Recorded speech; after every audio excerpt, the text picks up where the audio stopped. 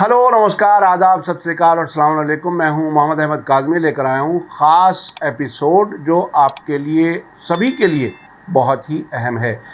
आप media star world के ज़रिए पेश किए जाने वाले इंटरव्यू अक्सर आधा घंटे तक देखते हैं। आज की ये वीडियो बहुत ही अहम और बामानी है। इसे आखिर तक ज़रूर देखें और ज़्यादा से ज़्यादा लोगों तक शेयर करें।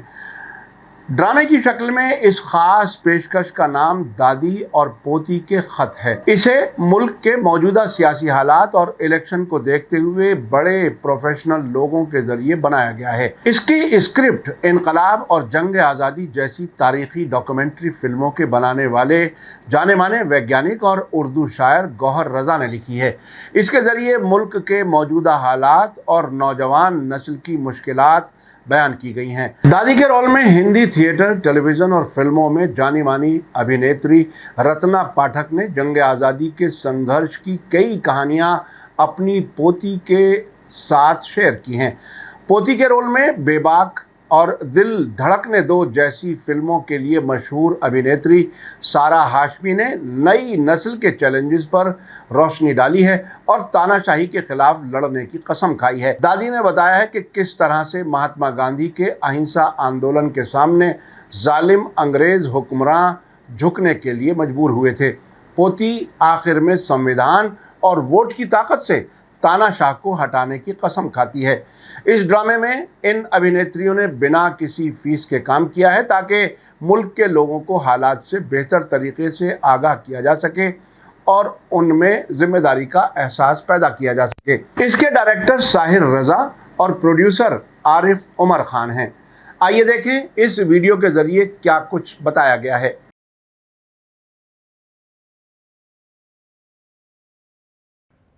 प्यारी दादी माँ, जन्मदिन पर आपका पत्र मिला तो ऐसा लगा कि आपने दोनों हाथों से गाल छुए और माथा चूम लिया। आप भेजती रहा कीजिए। हर बार खत पाकर मेरे आंसू निकल आते हैं, खुशी के आंसू। सौभाग्य से अभी डाकखाने बाकी है, वरना 10 साल में इस सरकार ने क्या कुछ नहीं बेचा। कितनी मेहनत से बनाए थे स्टील के कारखाने, रेल, एयरपोर्ट। खून पसीना बहाकर धरती के सीने से कोयला निकाला था, तेल निकाला था। बिजली घर बनाए थे आप लोगों ने। मेहनत से देश का निर्माण किया था। सब बेच दिया, और तो और जंगल भी बेच डाले औने पौने दाम पर। आदिवासियों के गांव उजाड़ दिए। पर अच्छा हुआ डाक सेवा नहीं बिकी। शायद कोई खरीदने वाला ही नहीं है। आपका खत मिलता है तो दिल खुशी से नाचने लगता है दादी। मुझे मालूम है घर में पैसे नहीं है, आपके कानों की जांच करनी है। काश मुझे नौकरी मिल जाती तो आपको हवाई जहाज से दिल्ली बुला पाती, ऑपरेशन हो जाता और आपके हाथ का लिखा खत पढ़ती तो हर शब्द पर आंसू टपकते और मैं खुशी से नाचती। आपकी लिखाई कितनी सुंदर है दादी, जैसे मोती जड़े हो। आपकी प्यारी गुड़िया। मेरी प्यारी गुड़िया, मेरी लाडो, जरूर करा लेना मेरे कानों की जांच जब तेरी नौकरी लग जाए। नौकरी लग जाए, ये सरकार बदलेगी तो पेपर भी लीक नहीं होंगे शायद। हाँ, कुछ ही दिनों की बात है, धीरज रख। खैर, मैं कल सोच रही थी तो एक बात याद आई। उन दिनों की बात जब मेरा गौनाई हुआ था। तुम्हारे दादा भी कॉलेज में थे। अंग्रेजों भारत छोड़ो आंदोलन चल रहा था। कूद पड़े आंदोलन में। बापू, गांधी बापू हमारे गांव से गुजर रहे थे, हमारी झोपड़ी में रुक गए। हाँ, आसपास के सारे गांव के हमसे हजारों लोगों की भीड़ इकट्ठा हो गई। घर आंगन बिल्कुल भरा हुआ। जब शाम को खाना लगा तो मैं रोटी सब्जी लेके वो बापू के पास आई, बापू बोल रहे थे, मैंने बापू की थाली में रोटी परोसी, बोलते बोलते रुक गए। बेटा बस एक रोटी, और मेरे सर पे हाथ रख दिया। कल तुम आगे आगे मेरे साथ चलोगी, लाठी खाने को तैयार हो ना। मैं घबराई, बस सिर हिला दिया, बोलने की तो हिम्मत ही नहीं हुई। बापू ने फिर कहा, अगर देश की आधी आबादी इस तानाशाह सरकार से लड़ने में पीछे रह गई तो ये संघर्ष हम कभी नहीं जीत सकते। कल जवाहर भी आ रहे हैं और आजाद भी, वो हम सबको गिरफ्तार कर लेंगे, पर सत्याग्रह चलेगा। सरकार लाठियां बरसाएगी और तुम्हारा काम होगा जख्मों पर मरहम पट्टी करना, मेरा काम।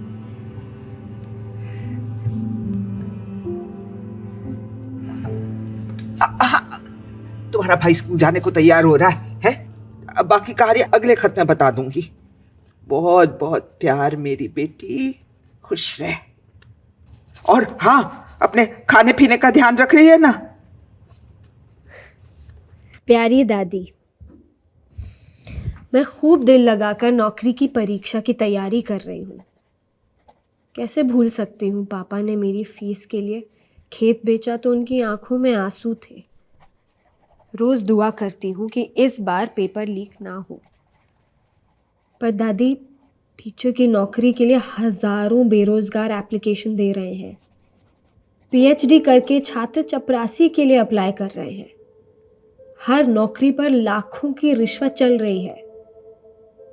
इस सरकार ने हर साल 2 करोड़ नौकरी देने का झूठा वायदा किया था, जो थी वो भी हजम कर ली।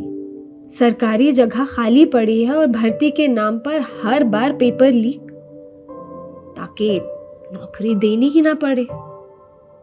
नौजवान जाएंगे कहाँ? गांव में काम नहीं, 5-10 हजार में प्राइवेट नौकरी करेंगे। डिलीवरी बॉय का काम, 12-14 घंटे ड्यूटी, आज भर्ती कल निकाले गए वाली नौकरियां। मैं भी क्या अपना दुखड़ा लेकर बैठ गई। मैं ठीक हूं और अपने खाने पीने का ख्याल रखती हूँ। हाँ, अगले खत में वो बापू वाली आगे की कहानी लिखना मत भूलिएगा आप। अच्छा। आपने भी तो लाठियां खाई थी उस आंदोलन में। हाँ। मैंने सब दोस्तों को आपका खत सुनाया था। सब बाकी की कहानी सुनने को बेचैन है दादी। आपकी प्यारी गुड़िया। मेरी कोयल बिटिया जब से गई है सारा घर सूना पड़ गया है। कहां तक सुनाई थी कहानी? हाँ, बापू ने घोषणा की कि कल आंदोलन में चलो। उन्होंने कह तो दिया, पर तुम्हारे दादाजी के पिता और मां बड़ा घबराए। कहीं नई नवेली बहुएं भी आंदोलन किया करती हैं, लेकिन बापू की बात भला कौन टाल सकता था। और फिर हुआ भी वही जो बापू ने कहा था। तुम्हारे दादा और मैं प्रदर्शन में गए, वहां लाठियां बरसी, मैंने भी 2-4 खाई। फिर पुलिस वाले मेरे बाल पकड़कर सड़क पर घसीटते रहे मुझे। आसपास लोग खूनम खून हो गए, पर पूरा आंदोलन अहिंसा की मिसाल था। तुम्हारे दादाजी का तो हाथ टूट गया। मुझे उस दिन अहिंसा की शक्ति पहली बार पता चली। फिरंगी पुलिस थक गई, पर लोग डटे रहे। अगले दिन उन्होंने सारे गांव के घर, झुग्गियां झोपड़ियां तोड़ दी, बर्तन भांडे सब जब्त कर लिए। मानो पूरे गांव पर वो क्या कहते हैं, बुलडोजर चला दिया हो। आज वो सरकार होती तो उसे भी बुलडोजर की सरकार ही कहा जाता। हमारे गांव पर 10,000 रुपए का जुर्माना भी लगाया। किसी ने मुखबरी जो की थी। ये घटना अपने दोस्तों को जरूर सुनाना। यह आज भी हो रहा। हाँ, याद आया, बापू ने रात को 1 गिलास गाय का दूध भी पिया था। पता है कौन सी गाय? वही, उसी बछिया की, पड़नानी की नानी, उसका दूध पिया। अरे वही जिसे तू गले मिल करके जाने से पहले बड़ा रोती है, वही। मेरी बच्ची बड़ी नर्म दिल है, कितनी जल्दी आंसू ना आ जाते हैं। आओगी तो खुद देख लेना, कितने प्यारे प्यारे 2 बच्चे जने हैं उसने। नीम और पीपल पर नए पत्ते भी आ गए, मौसम अच्छा है। खाने पीने का ख्याल रख रही है ना, तभी तो नौकरी का संघर्ष जीत पाएगी, समझी? तुम्हारी दादी।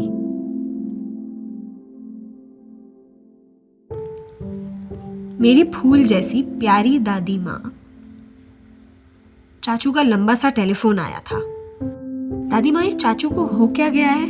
कहाँ तो वो अंग्रेजों के दमन, स्वतंत्रता संग्राम और संविधान की कहानियां सुनकर बड़े हुए, और कहाँ अब वो भक्त हो गए हैं।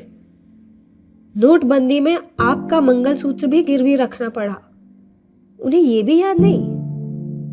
दादा और आपने हमेशा कहा बराबरी का समाज बनाना है, और चाचू प्रदर्शनकारी नौजवानों को अर्बन नक्सल कह रहे हैं, जेल भेजने वालों का साथ दे रहे हैं, उन्हें टुकड़े टुकड़े गैंग कह रहे हैं। मुझे याद है आपने और दादाजी ने ही तो मुझे तानाशाह सरकार के मतलब बताए थे। ये देश सबका है समझाया था, अहिंसा का रास्ता दिखाया था। ये देश सबकी सांझी विरासत है बताया था। तब तो चाचू भी इन बातों को मानते थे। अब क्या हो गया? दादी, समझाइए ना उन्हें, उनसे कहिए ना कि व्हाट्सएप देखना बंद कर दे।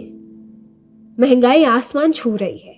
माँ ने फिर लकड़ी और भूसे के चूल्हे पर खाना पकाना शुरू कर दिया है। गैस का सिलेंडर भरवाने के पैसे तक नहीं है। जब लकड़ी के चूल्हे से उनका हाथ जला था तो मैं कितना रोई थी। अब फिर सिलेंडर खाली पड़ा है, और चाचू कह रहे हैं कि 10 साल में देश कहां से कहां पहुंच गया। चीन और पाकिस्तान को तो छोड़िए, अब नेपाल, बांग्लादेश, श्रीलंका और भूटान भी आंखें दिखा रहा है। मालदीव ने तो हमारे सैनिक भी बाहर निकाल दिए, और भक्त चिल्ला रहे हैं दुनिया में देश का मान बढ़ा है। वाह! आज जब यहाँ मेरी दोस्तें एक वक्त का खाना खाकर 24 घंटे परीक्षा की तैयारी करती हैं, तो क्या देश का मान बढ़ रहा है? क्या आपने ऐसे ही अच्छे दिनों के लिए कुर्बानी दी थी?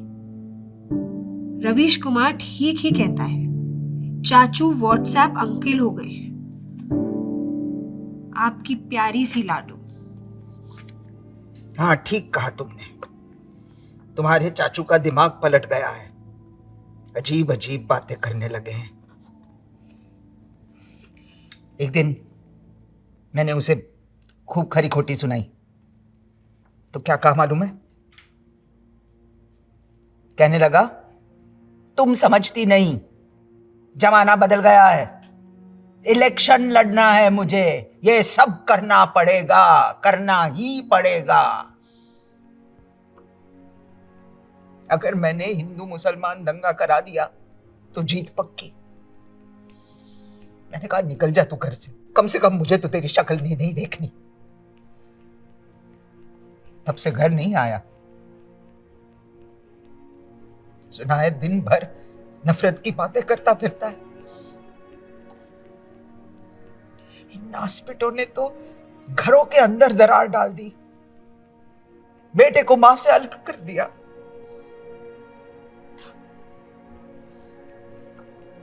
खैर छोड़ तू, अब तू भी अपने चाचू का फोन मत उठाना। मैंने तेरे बापू से पैसे भिजवाए थे। स्टोव खरीद लिया तूने? हैं? खुद ही खाना बनाया कर। बाहर का खाना खाकर बीमारियां लग जाती हैं बेटा। अपना ख्याल रखना बेटा, खाती पीती रहना, हैं? भूलना मत। मेरा आशीर्वाद, तेरी दादी। प्यारी दादी, आप मेरी तरफ से बिल्कुल चिंता ना करें। मैं वक्त पर खाना खाती हूँ, कमरे में खुद पकाती हूँ और हफ्ते में एक बार सब दोस्तें मिलकर खाना पकाते हैं और मज़े भी करते हैं। और फिर हम सब मिलकर ध्रुव राठी को सुनते हैं। मेरा लैपटॉप नया है ना, सबको बहुत पसंद है। हाँ दादी, जब भी मैं लैपटॉप इस्तेमाल करती हूँ तो आपकी चूड़ियों की याद आती है, जिन्हें आपने गिरवी रखा था। सेल फोन की ज़रूरत पड़ी तो माँ ने अंगूठी बेच दी। पहली तनख्वाह से मैं आपकी चूड़ियाँ तो ज़रूर छुड़ा लूँगी, फिर माँ को नई अंगूठी दिलवाऊँगी। यहाँ कुछ बच्चों को 1 घंटा पढ़ाती हूँ, काफ़ी पैसे मिल जाते हैं, खर्च भी चल जाता है, मगर अपनी पढ़ाई पर पूरा पूरा ध्यान है। आपकी, माँ की, बाबूजी की, दादाजी की याद आती तो है, तो कभी कभी रो भी लेती हूँ। एक बात बताऊं, माँ और पिताजी से मत कहिएगा, जब कुश्ती में ओलंपिक पदक जीतने वाली लड़कियां जंतर मंतर पर बलात्कारी के विरुद्ध प्रदर्शन कर रही थी ना, तो मैं भी वहां गई थी। पुलिस ने उन्हें घसीट घसीट कर बेदर्दी से मारा। मैंने भी कुछ डंडे खाए। ये तो पहले ही पता था कि बेटी पढ़ाओ के नाम पर हमारा क्या हाल किया इस सरकार ने। जंतर मंतर पर यह भी पता चल गया कि इनके बेटी बचाओ का क्या मतलब है। पहले डर लगा, फिर सोचा दादी की बेटी हूं, उन्होंने तो विश्व की सबसे भयानक अंग्रेजी सरकार को भगा दिया। मुझे नहीं डरना, डर कर जीने से मरना बेहतर है। यही सिखाया है ना आपने। आज सारा देश डर डर कर जी रहा है। सरकार अब लोगों की सुरक्षा के लिए नहीं, उनको डराने के लिए है। लोग ट्विटर और फेसबुक पर सरकार के खिलाफ लिखते हुए डरते हैं।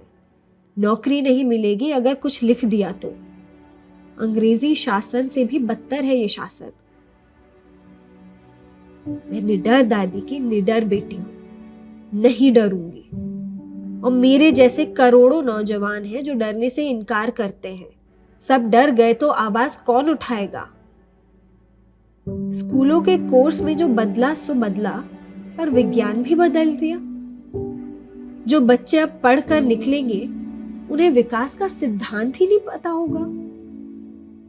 कैसे अब कोई जैसे बोस, सीवी रमन, होमी भाभा, CNR राव, कैसे चंद्रशेखर, वेंकी रामकृष्णन, अमर्त्य सेन, अभिजीत जैसे लोग नोबेल पुरस्कार हासिल करके दुनिया में देश का नाम रोशन करेंगे। दादी, मेरा तो दिल चाहता है बस आपको खत लिखती ही रहूं, पर क्या करूं, दाल चावल खत्म हो गया है, मार्केट जाना है, वही खत भी पोस्ट कर दूंगी। हाँ, अगले खत में भी अपने जीवन की कहानी लिखना मत भूलिएगा। ढेर सारा प्यार, आपकी बिटिया। तुम्हारा हुक्म सर आंखों पर। तुमने कहा था ना पुराने वक्तों की एक कहानी हर बार खत में लिख के भेजूं। तो सुनो, तुम्हारे परदादा यानी मेरे पिताजी सुनाया करते थे कि जब वो जवान थे तो बापू गांधी ने नमक आंदोलन शुरू कर दिया। वो भी मेरे पिताजी, वो भी आंदोलन में डांडी यात्रा में शामिल हो गए। अंग्रेजों ने नमक पर टैक्स लगा दिया और देश मानो उबल पड़ा, जैसे आग लग गई हो। कानून तोड़ने के लिए लोगों ने गांव गांव, घर घर में नमक बनाना शुरू कर दिया। एक जुनून सवार हो गया था सब पर। लोग रात रात भर कड़ाव में पानी उबालते, कड़ाव खुरचते और अगर एक चम्मच भी नमक मिल जाता ना तो पुड़िया बनाकर तिरंगा लिए जुलूस निकालते, नारे लगाते और प्रसाद की तरह चुटकी भर नमक सबको बांटते जाते। हमारे घर में एक कुआं था, उसका पानी बहुत खारा था, उसे कोई पूछता भी नहीं था। लेकिन जब नमक आंदोलन शुरू हुआ तो बाबूजी के पिता ने कुआं खुलवाया। कड़ाव में उसका पानी रात भर जलाया गया। 1 कटोरी नमक निकला। फिर क्या था, उस कुएं के दिन फिर गए। सैकड़ों की भीड़ इकट्ठा हो गई। हर एक को उसी कुएं में से एक बाल्टी पानी चाहिए था।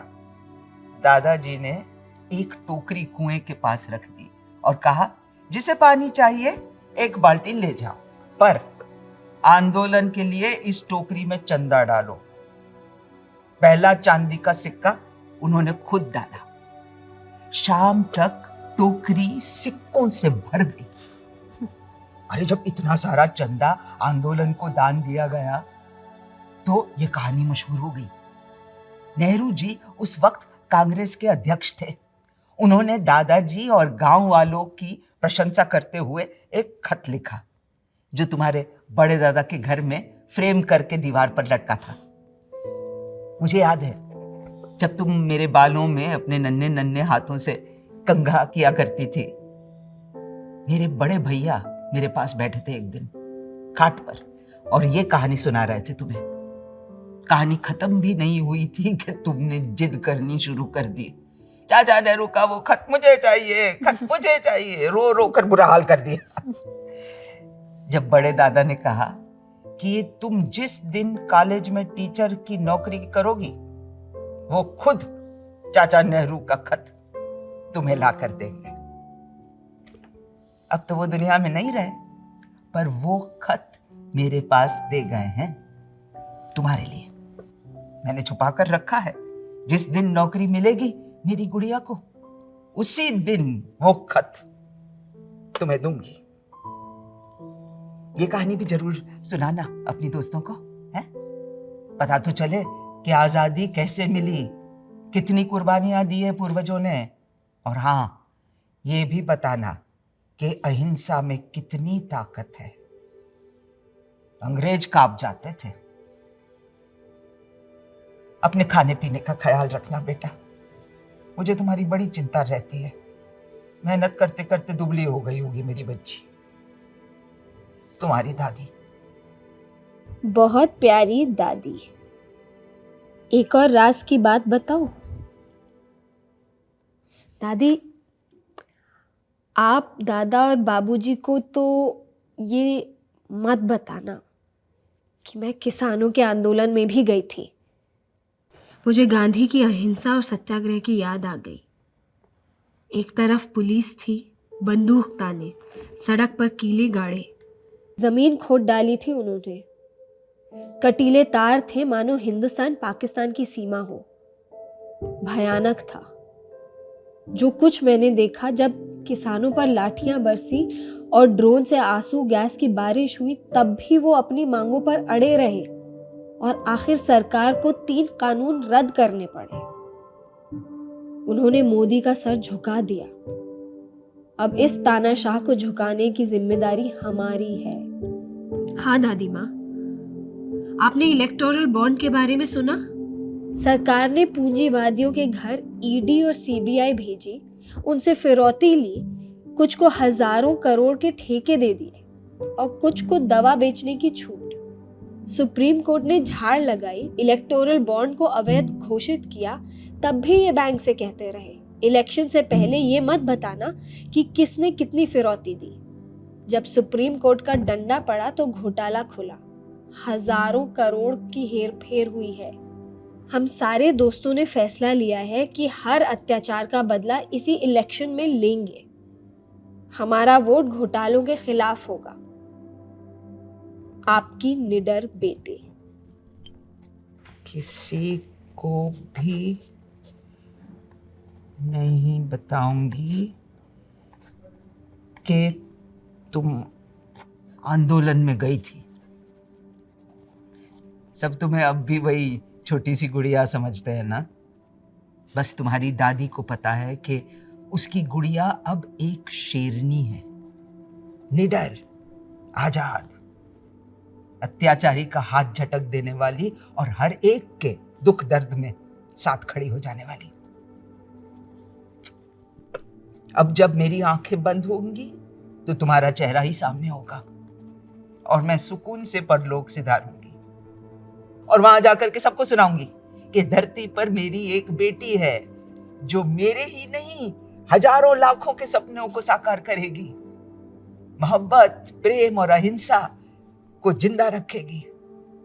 मैं तुझ में जिंदा रहूंगी मेरी शेरनी।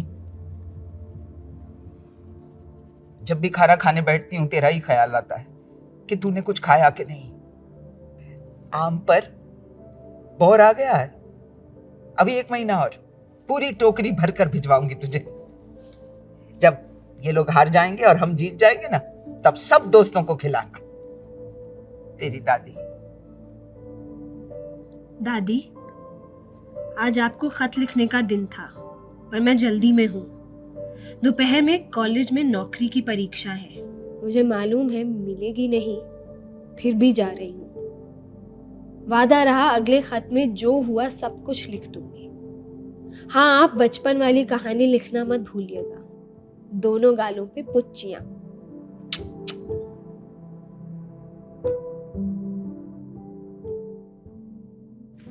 मेरी प्यारी लाडो बिटिया, तुमने कहा था ना कि तुम किसान के आंदोलन में गई थी, तो मुझे एक और आंदोलन याद आया।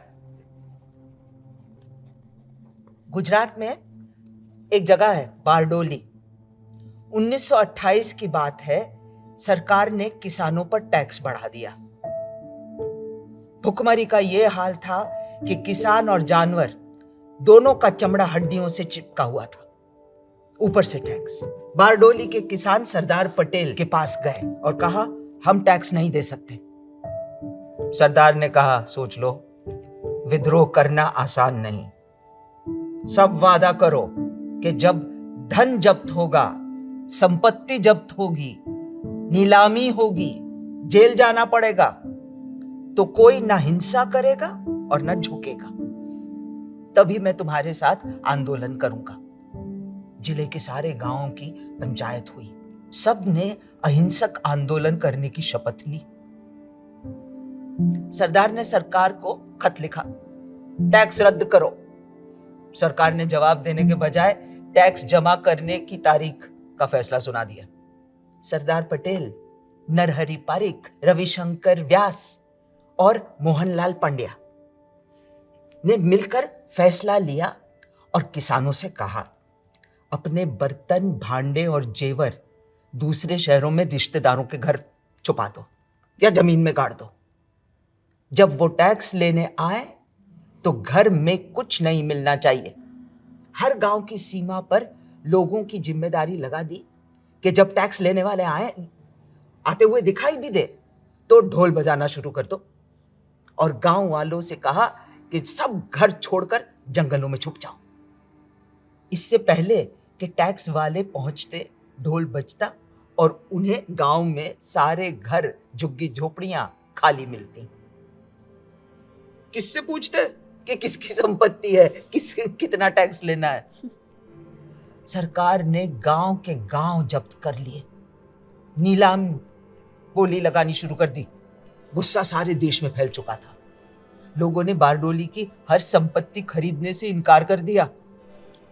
इक्का दुक्का जमींदारों ने जब संपत्ति खरीदी तो उनका हुक्का पानी बंद कर दिया गया। आखिरकार सरकार को झुकना पड़ा। किसानों से समझौता किया, टैक्स घटाया गया, संपत्ति वापस की गई। ये था स्वतंत्रता आंदोलन। और ऐसे थे मेरे देश के जियाले लोग, जुझारू, अहिंसक और मांगों पर टिके रहने वाले और एक दूसरे का दर्द बांटने वाले। किसानों के जिस आंदोलन में तुम गई थी, उससे मुझे बारडोली, चंपारण, खेड़ा और तेभागा आंदोलन की याद दिला दी। ये तो थी सच्ची कहानी। अब मेरी एक चिंता भी सुन लो। प्यारी बेटिया, हमारी पीढ़ी को जो करना था कर लिया। आजादी के बाद देश को सजाने संवारने की भरपूर कोशिशें की। अब ये देश तुम्हारी पीढ़ी के हाथ में है। इसे बर्बाद करने के लिए देश को फिर एक तानाशाह के हाथ मत सौंप देना। 10 वर्षों में जो हुआ सो हुआ, बस अब और नहीं। हाँ, ये कहानी भी अपनी दोस्तों को सुनाना। ये देश अब तुम नौजवानों के हाथ है। तुम आंदोलन में गई, बलात्कारियों के खिलाफ डंडे खाए। अगर मैं वहां होती तो तुम्हें गले लगाती और माथा भी चूमती और हाथ भी।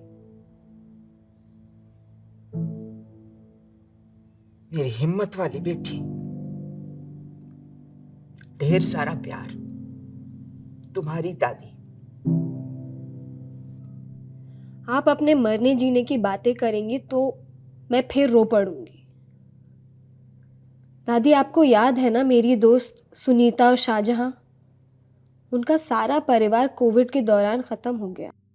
कितनी तड़पी थी दोनों। ऑक्सीजन का इंतज़ाम करने के लिए दोनों अनाथ हो गई। मेरे कई दोस्तों के घर में हमेशा के लिए अंधकार छा गया। शमशान घाट में शव बिखरे हुए थे। कब्रिस्तान में ज़मीन कम पड़ गई। आपको संगम की तस्वीरें तो याद होंगी, पर दिल्ली का भी वही हाल था। इस आदमी ने कोरोनिल का ढिंडोरा तो पीटा, खूब बिकवाई, पर ऑक्सीजन ना देकर लाखों का गला घोट दिया। जिनके दिल पर घाव अब भी हरे हैं, बदला तो लेंगे ही। ये मेरे जीवन का पहला वोट है। मुझे खुशी है मैं भी हर दोस्त के दुख का, उसके आंसुओं का बदला लूंगी। अभी मेरी नागरिकता बची हुई है, अभी संविधान बचा हुआ है। बाबा साहेब का दिया हर हथियार है मेरे पास, उसी से इन्हें पराजित करूंगी। दादी माँ, मैंने एक झूठ बोला था। आज दूसरा दिन है, खाना नहीं खाया। शाम को ट्यूशन के पैसे मिलेंगे, मैं खाना खाऊंगी और सोचूंगी आपकी गोद में बैठी हूं।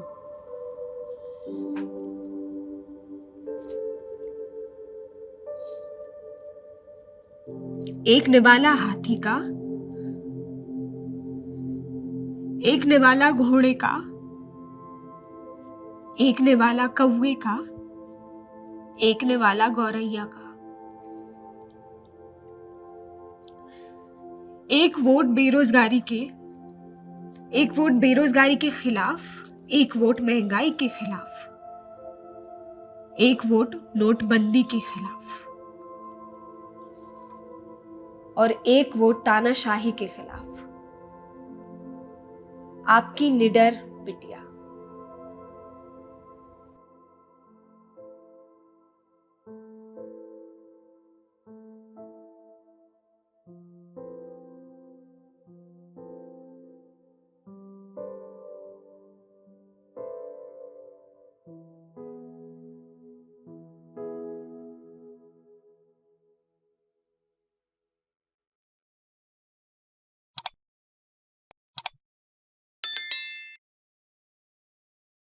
ये वीडियो हमें गौहर रज़ा साहब ने मुहैया की है, इसके लिए हम उनके शुक्रगुजार हैं। मुझे उम्मीद है कि आपको असल पैगाम समझ आ गया होगा, इसलिए अपने और आने वाली नस्लों की भलाई में फ़ैसला लें। आपको आज हमारी पेशकश कैसे लगी कमेंट्स में ज़रूर लिखें। इस वीडियो को जितना मुमकिन हो ज़्यादा से ज़्यादा शेयर करें। मीडिया स्टार वर्ल्ड के और वीडियो देखने के लिए हमारे चैनल को सब्सक्राइब करें और सीधे नोटिफिकेशन पाने के लिए बेल आइकन दबाएं। और अगर हमारी खबर सच्ची और अच्छी लगे तो अपने व्हाट्सएप, इंस्टाग्राम, फेसबुक और ट्विटर अकाउंट पर ज़रूर शेयर करें।